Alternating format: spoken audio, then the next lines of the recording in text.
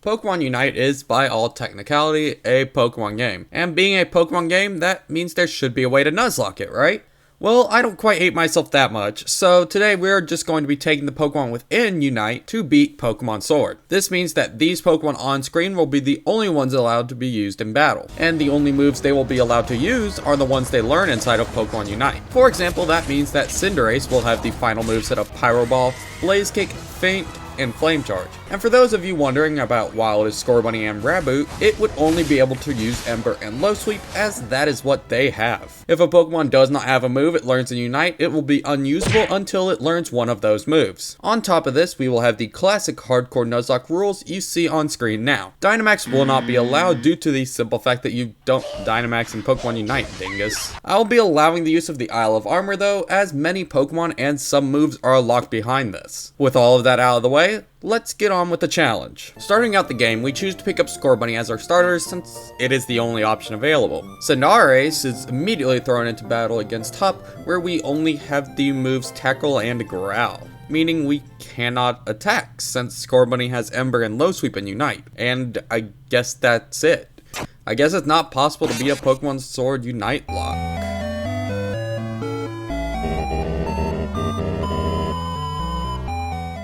Nah, I'm just kidding. We're just gonna ignore the fact that I used Tackle on Wooloo just this once, okay?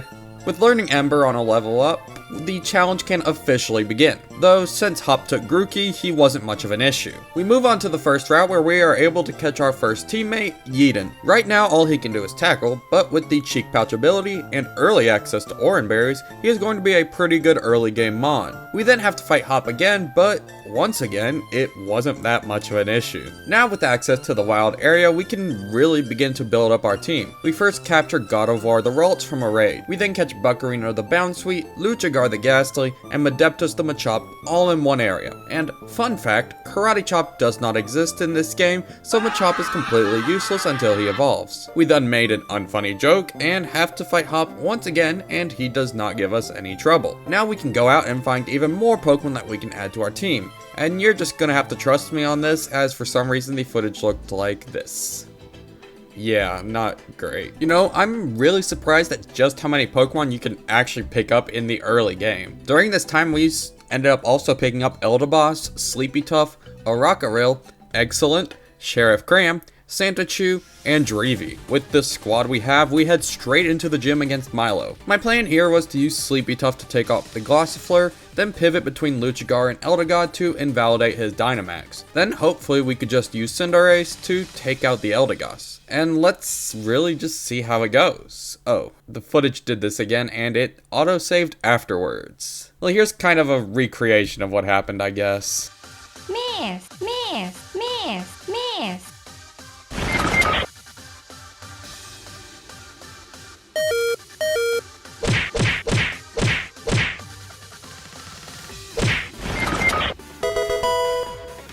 Before our next gym, we do a whole bunch of grinding in order to 1. Get friendship evolutions, and 2. Get some more TRs as well as AXP candies. While doing so, we end up evolving Elderbos and Gardevoir. Before finishing our friendship grind, we end up fighting Hup. As usual, he is very incompetent and loses miserably. Nessa appears to be quite a challenge, but with the team of Santachu, our newly evolved Yeaton, Buckarina, Sleepytuff, Elderbos, and Dreevy, I walk in with confidence. We lead with Santachu against her Goldeen. She's able to do very little damage to us with a Horn Attack before going down. Arrokuda is then brought out and takes massive damage from an Electro Ball. We bring out Sleepytuff to finish it off, and hopefully sleep the Dreadnought in order to stall out its Dynamax. But Max Geyser does way more damage than I expected, and Sleepytuff goes down. Elderbos is then brought out and is able to one-shot with a single Leaf Tornado, which looking back is a much better strategy than trying to land a Sing. That battle unfortunately marks the first Death run and of a Pokemon that I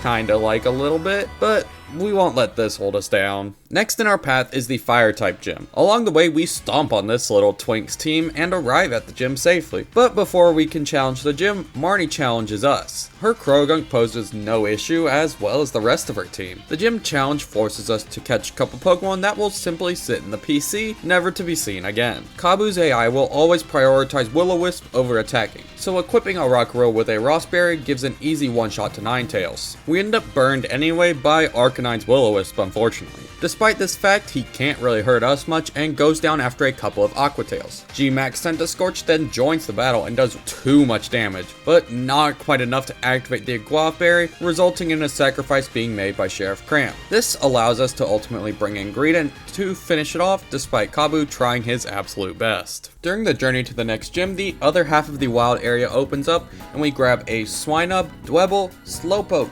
Vulpix, Scyther, and Fletchling, who will definitely all be used. We also stomped some Team Yell Grunts, as well as a rival that never posed any threat due to our basic understanding of type matchups. Now, you would think that the fighting gym would be quite easy for us due to access to Pokemon like Gardevoir, Sylveon, Talonflame, and Gengar, and you know what? You would be right. Moonblast is an easy one-shot to Hitmonlee, Pangoro, and Surfetch, though when we attempt to use Gengar as a pivot, I have a slight miscalc that allows Bia to see the kill on Gardevoir with not only Max Strike, but also Max Darkness, ultimately resulting in the death of Luchagar. Udent is able to slowly tip down the Machamp, and Dreevy finishes it off. We're able to get out with only that one death, but yeah, it still just sucks. The spoiled rich kid Bede once again shows up so that he can be put back in his place once again. After losing, he throws a tantrum that ultimately results in him being banned from the gym challenge, thank God. Afterwards, we beef up our team a little bit with a couple of new team members and some special evolutions. The fairy gym is probably the one I had the most troubles preparing for due to a lack of options for steel and poison type Pokemon. I start out the battle with Mamosnite due to the nice bulk she has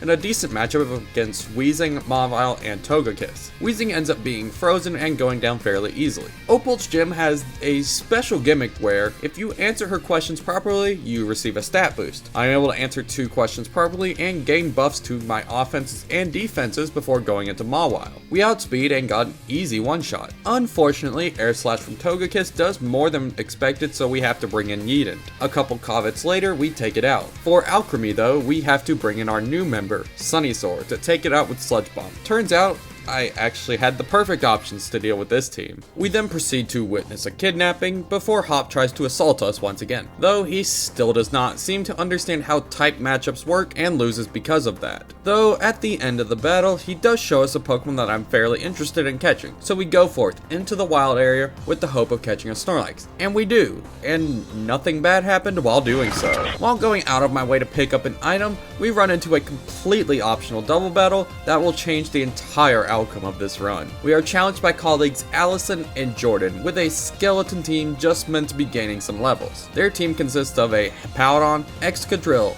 Berserker, and Lucario. A decently strong sand team if you ask me. I unknowingly led with Trevenant and Slowpoke. This may seem ideal, which is what I thought as well, until I learned that this Hippo had Crunch. We have to sack our starter to bring in Cheflax safely in order to have any semblance of a chance at pulling this back. Meanwhile, a combo of Hornleech and Rocky Helmet end up taking down Hippowdon. Little did I know, Berserker would be the one taking the field in Hippowdon's place. Thanks to Regenerator, Slowpoke barely survives a crit dig, and we quickly bring in Dreevy to attempt to get something done. Its Hypervoice does just enough damage to luckily put Excadrill in range of Hornleech killing, but Berserker spares our Dreevy for one turn by swaggering Trelvis. After a few turns of tricky switching, we eventually are able to make it out with just 3 deaths, those being the aforementioned Cinderace, Dreevy, and finally Cheflax, which makes the death of Buckarina feel completely worthless. And you'll just have to believe me on that one, because for some reason my software just stopped recording for whatever reason on the last couple of turns, and I didn't notice until it was over. And the item we got from this was the Terrain Extender, something we can't even use. Not only did this ultimately waste my time, but also my therapist's time. I'm gonna kill myself! That just sucks. The next gym in our path is Gordy, which is luckily a rock-type gym, and the trainers pose no challenge. Once we get to Gordy though, I can't quite say the same. On turn 1, I forgot how Curse works, and let Gordy set up a Shell Smash in the meantime. Thanks to good pivots though, and Regenerator being an insane ability, we don't take much damage from him before the Curse takes him out. Shuckle does nothing aside from healing my Trelvis and making him as slow as possible. Power Up Punch with Riley is able to take out the Stonejourner while getting +2 attack in the process. I forgot about the Stealth Rock Rocks put up and bring in Fly Flame to tank an incoming Max Flare. He still does, but just barely. Since I now know he probably wants to use G-Max Vocalith, I bring in Swolebro to tank. Next in line to tank a max move is Yeetin, who takes a G-Max Vocalith to the face for massive damage. Luckily though, from this range we should still be able to live a Heat Crash because Greedent is quite tanky and there's no way he should die. I forgot to include the Sun into the calculation of how much damage Heat Crash would do. Well, I guess it's Swolebro time. I was prepared to sack Swolebro in this fight, but a Rock Tomb miss ended up saving the day and allowing us to get out with only one death. But this one really hurts. Cinderace didn't really feel like a starter after getting benched post Milo, so Yeetin was really the closest thing we had to a tried and true starter for this run. But we have to move on, for it is what Yeetin would have wanted. No, we don't have time for this, Hop. We are mourning right now. On the way to the Dark Gym, we ran into the edgy girl herself. No, not that one, that one. Her little kitty cat stands no chance against Kitsune, then Lucario hits himself before Gardevoir hits himself. And Lucario, yeah, you get the point. We finally take out Toxicroak, and then a Rockrill is able to one-shot the Scrafty, and her prized Morpeko is taken out by Eldegoss. Marnie then lets us into Spike Month, and we prepare to challenge Pierre's. Before the battle, we listen to a song with the most touching lyrics I have ever heard. We lead with Kitsune in order to take out the Scrafty easily, and then we set up an Aurora Veil for the rest of the battle. Nothing super interesting really happened here since Pierre's doesn't really use Dynamax and has an abysmal team. And then on his single poison type Pokemon, he does not have a single poison type move. So thanks to that, Kitsune rolls through Malamar and Obstagoon, while Lucario finishes the battle against Skuntank. The next gym in our path is Raihan, and what he claims to be as a dragon team, which is really just a sand team. I was gonna say a sand team in disguise, but like, this is the equivalent of Superman putting on the glasses and expecting us not to notice. During the gym challenge, which is really just a couple of double battles against other weather teams, we make a not very great decision that leads to our star player for this gym, Mamosnite, being taken out. I don't really have any excuses for this one other than I just didn't think that it would kill, but you know what they said about Icarus, and Drought sure was active. Well, we've got a gym badge to earn. The way abilities work in this game means that the faster a Pokemon is, the earlier in turn order that the ability will activate. So if I was to lead with Kitsune while Raihan brings in Gigalith, my Snow Morning would activate first since I am faster, but then Sandstream would come into play and overwrite the Hail. So the strategy is to swap in Kitsune on turn 1 to override the Sandstorm and set up Aurora Veil, while Glaceon takes out Flygon. We pull this off for free since he sets up Stealth Rocks with Gigalith. Aurora Veil is set up with no problems, but Sandaconda starts to use Glare, which paralyzes us. Unfortunately, I'm unable to move on the next turn and pull off a Blizzard in order to kill Sandaconda, which leads to Drippon activating Sandaconda's ability with Icy Wind,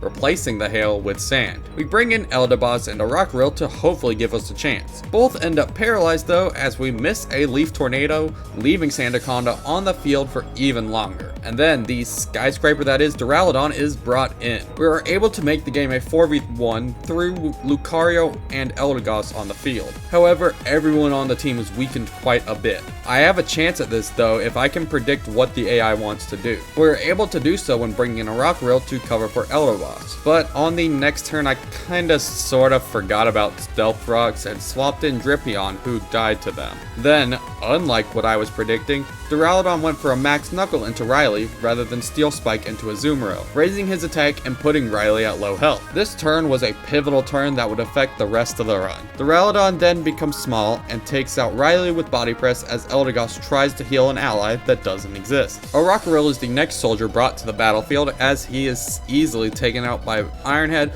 while Eldegoss tries to fight back desperately. We are finally down to our final two Pokemon, Eldegoss and Kitsune. Kitsune is who Raihan tries to target down first, but that is fine as we know Pollen Puff from kill from this range. All we need to do is for it to land.